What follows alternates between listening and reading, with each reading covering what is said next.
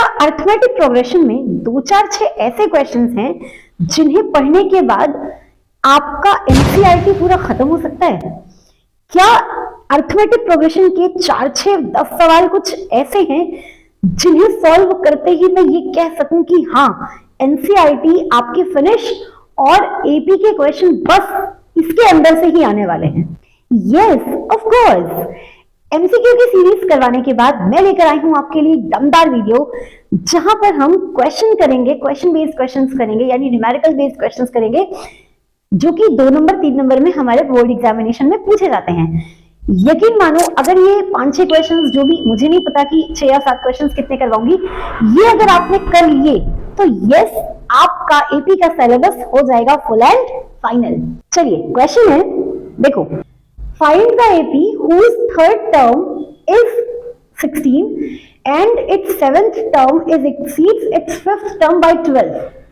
Also find the sum of first 29 term of the AP. पहले 3 number, A3 आपको दिया हुआ है 16. What it means? A plus 2D is equals to 16.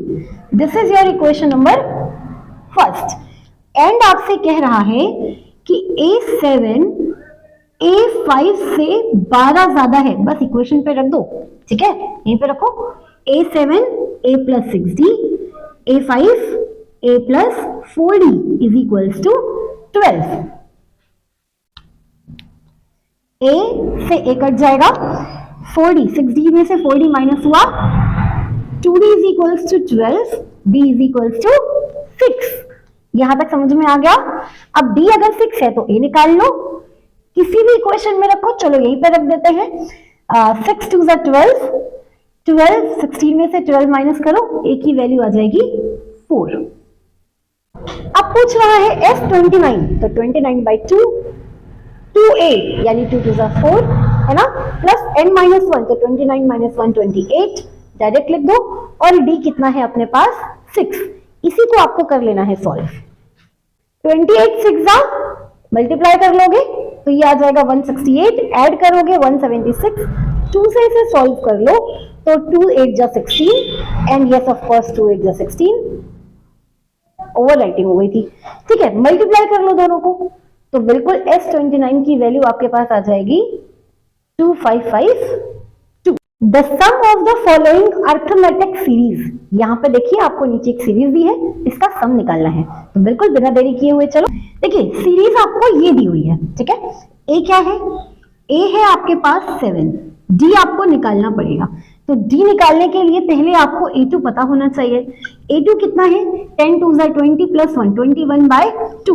D निकाल लेते हैं, 21/2 माइनस 7। देखो यहां पर सॉल्व करो तो क्या आ जाएगा? डी की वैल्यू, यस ऑफ कोर्स, ओहो टेढ़ा मेढ़ा हो जाता है, कोई बात नहीं, चलो मैंने सीधा कर दिया।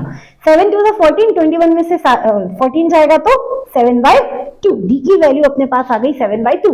आपसे क्या पूछ रहा है? सम पूछ रहा है, यानी एसएन पूछ रहा है, तो एसएन का formula n/2 2a plus n-1 d। क्योंकि आपको n पता नहीं है, सबसे पहले क्या निकालना पड़ेगा? an, तो a प्लस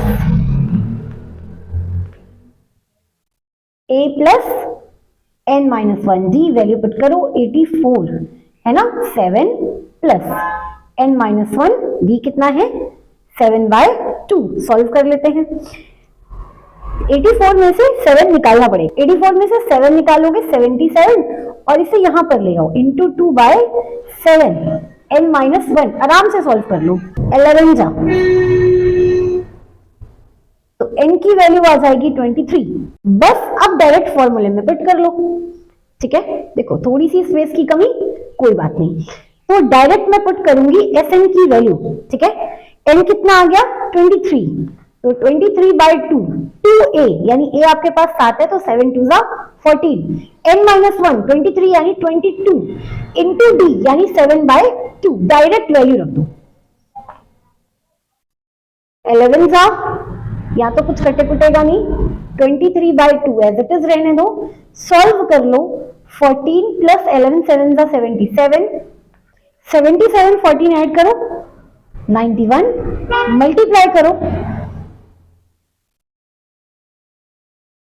3093/2। अब देखो, आप इसे ऐसे भी रहने दे सकते हो या पॉइंट में भी कर सकते हो, कोई दिक्कत नहीं है। समय कम रहे तो आंसर ऐसे ही छोड़ देना। वीडियो में मैंने एपी के लगभग सभी वैरायटीज को टच करने की कोशिश की है, लगभग सभी वैरायटीज करवा भी दी है। तो बिल्कुल, अगर आपने वीडियो यहाँ तक देखा है तो thank you very much. Video अच्छा लगा हो तो एक लाइक कर देना, and yes of course, channel पर नए हो तो चैनल को सब्सक्राइब कर लेना। मिलती हूँ नेक्स्ट वीडियो में। राधे राधे।